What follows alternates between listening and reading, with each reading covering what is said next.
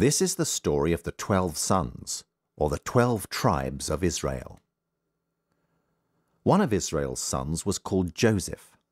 Israel loved Joseph more than the others, but Joseph's brothers hated the favorite.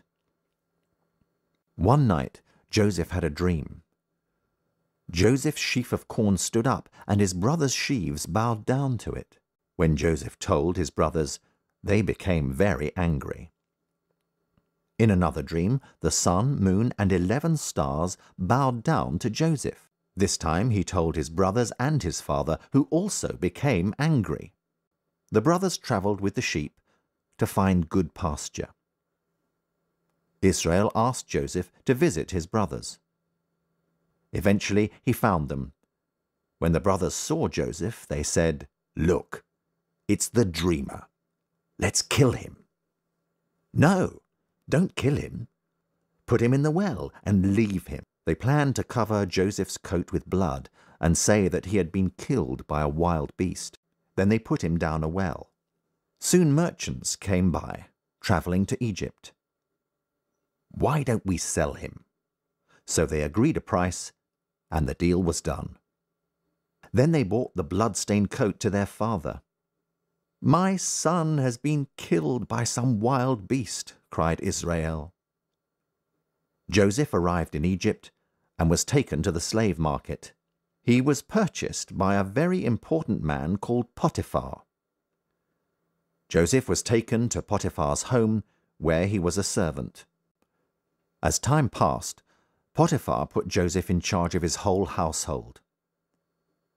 Joseph was very handsome and refused the advances of Potiphar's wife, saying, "My master trusts me." One day, Potiphar's wife accused Joseph of attacking her. Joseph was taken to prison.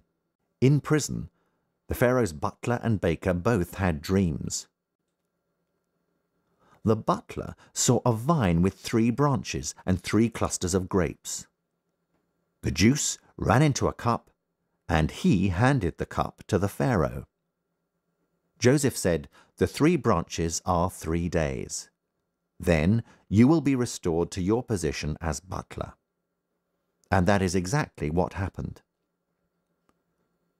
The baker said, "In my dream I had 3 baskets, and the birds ate the cakes from the top basket." Joseph replied, "The 3 baskets are 3 days, and in 3 days' time the Pharaoh will hang you from a tree." And it happened as Joseph said. One night the Pharaoh had a dream. He saw 7 fat, healthy cows. Then he saw 7 thin cows, and the thin cows ate the fat cows, but the thin cows remained thin.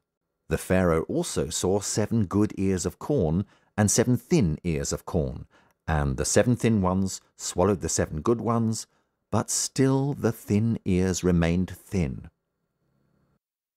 The Pharaoh's magicians and wise men couldn't interpret the dream, but the butler remembered Joseph. So the Pharaoh explained the dream. Joseph responded, "There are to be 7 years of plenty, then 7 years of famine. You must store 1/5 of all produce during the first 7 years, to sell to the people during the famine."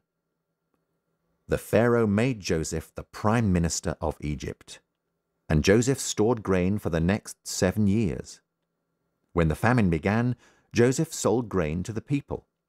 Israel sent 10 of his sons to Egypt to buy grain. The brothers arrived in Egypt, and as they bowed to Joseph, he recognized them. Joseph had the brothers arrested for spying, and through an interpreter said, "I have decided to let you all go except one. He will remain here until you return with your brother." As the brothers talked, Joseph wept as he understood every word. When the brothers told their father, he wouldn't let Benjamin go. Israel said, "Joseph dead? Simeon arrested? If Benjamin is taken, I'll die." But the famine continued. So Israel said, "Take Benjamin with you, and buy some more corn." When the brothers arrived, they were taken to Joseph's palace, where they were invited to a banquet. Joseph arranged for a silver cup to be hidden in Benjamin's sack. When the brothers left, the Egyptian guards searched them and found the cup. So they were arrested and interrogated.